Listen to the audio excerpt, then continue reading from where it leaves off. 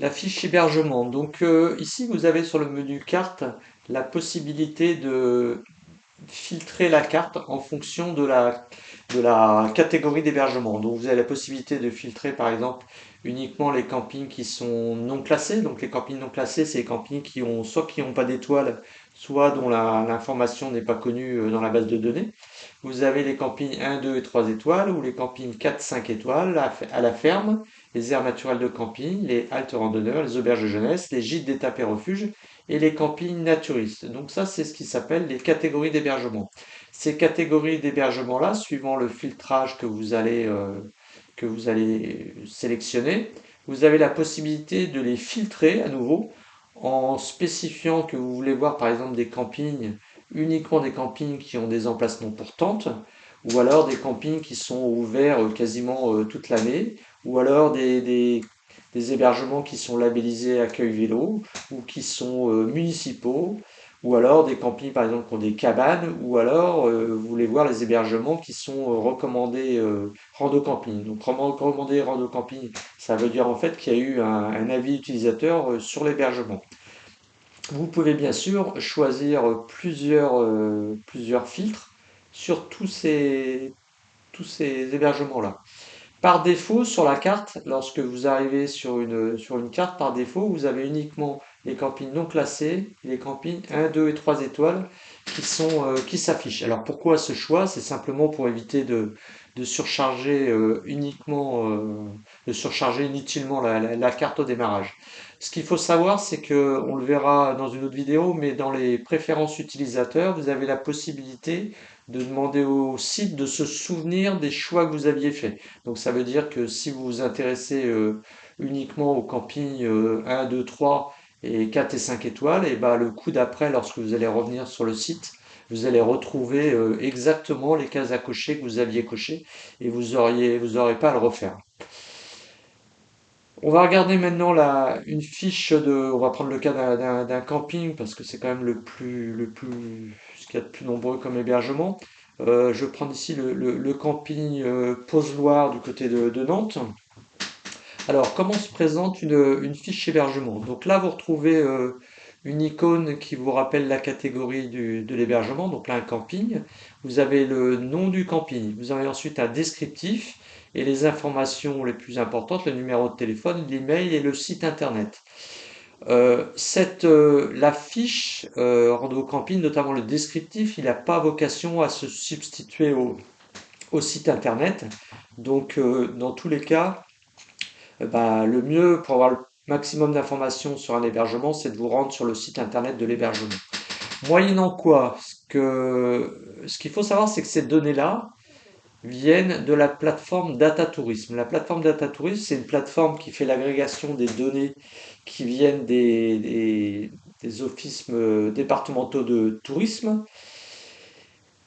Et donc, le descriptif, il n'est pas, je dirais pas, il est pas orienté pour les randonneurs. Donc, tout un chacun dès lors qu'il est enregistré sur le site, peut proposer une modification de l'hébergement pour, par exemple, compléter au besoin le descriptif. Donc en général, moi par exemple, ce que je fais, c'est que j'indique souvent le nombre d'emplacements. Là, par exemple, on voit 110 emplacements. Ça donne un intérêt, ça donne une idée de la taille du camping. Et je précise aussi, par exemple, le nombre d'emplacements dus. Je précise aussi s'il y a, par exemple, des cabanes.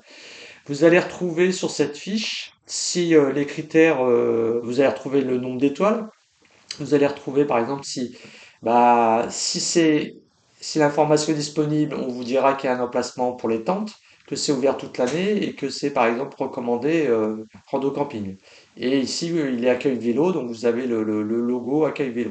Ces critères qui sont là, euh, c'est des critères qui, à part le accueil vélo, c'est pas des critères qui viennent de la plateforme Data Tourisme.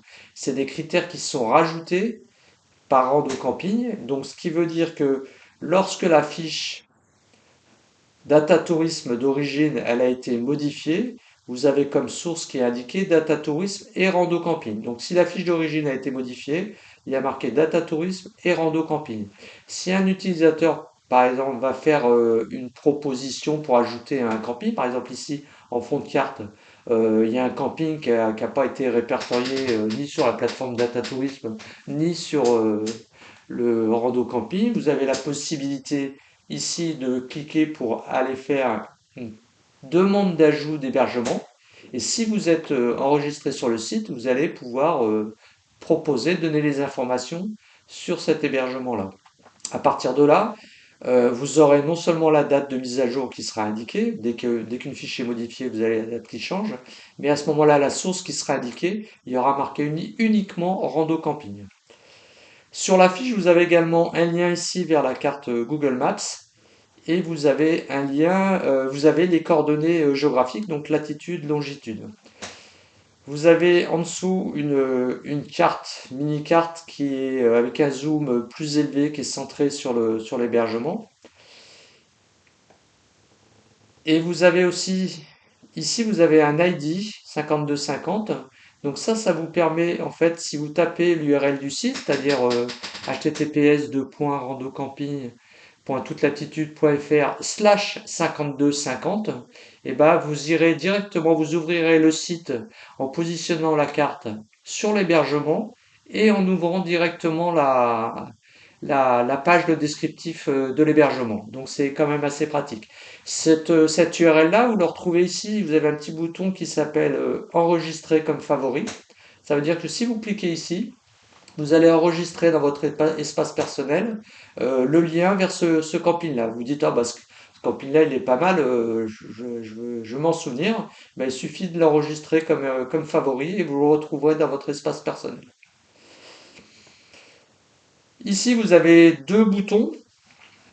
Vous avez un bouton, vous aurez toujours le bouton donner votre avis. Les utilisateurs peuvent donner leur avis sur un hébergement. Pour pouvoir donner votre avis, il faut être enregistré. Alors pourquoi faut être enregistré? Bah, tout simplement parce que on peut vous demander un complément d'information sur l'avis que vous déposez et il nous faut à minima une adresse email pour pouvoir échanger avec vous. Et enfin, si vous avez s'il y a un hébergement avec des avis qui ont été déposés dessus, et ben ici vous aurez un bouton avis des utilisateurs. Donc je ferai une vidéo spécifique sur le dépôt des avis utilisateurs et sur la visualisation des avis. Mais en tout cas, c'est ces deux boutons-là, un ou deux boutons qui sont, qui permettent aussi aux utilisateurs de donner leur avis. Alors, l'avis d'un utilisateur, bon, je ne veux pas rentrer dans le sujet, mais globalement, euh, compléter le descriptif, c'est pas donner son avis, hein. Si les choses sont factuelles, si elles correspondent à ce qui est indiqué, par exemple, sur le site internet du camping, ça fait partie du descriptif, ça relève pas d'un avis, quoi. D'une façon générale, le site, hein, vous l'avez bien compris, il est collaboratif, donc ça veut dire que pour pouvoir faire une proposition d'ajout de camping, de modification de camping, ou même de signaler qu'un camping, par exemple, ou un hébergement a fermé, ou pour pouvoir déposer un avis, il faut dans tous les cas être enregistré, c'est-à-dire qu'il faut qu'on ait un identifiant, un pseudo, ce que vous voulez, mais surtout une adresse email pour pouvoir, je l'ai dit, éventuellement échanger avec vous, quoi.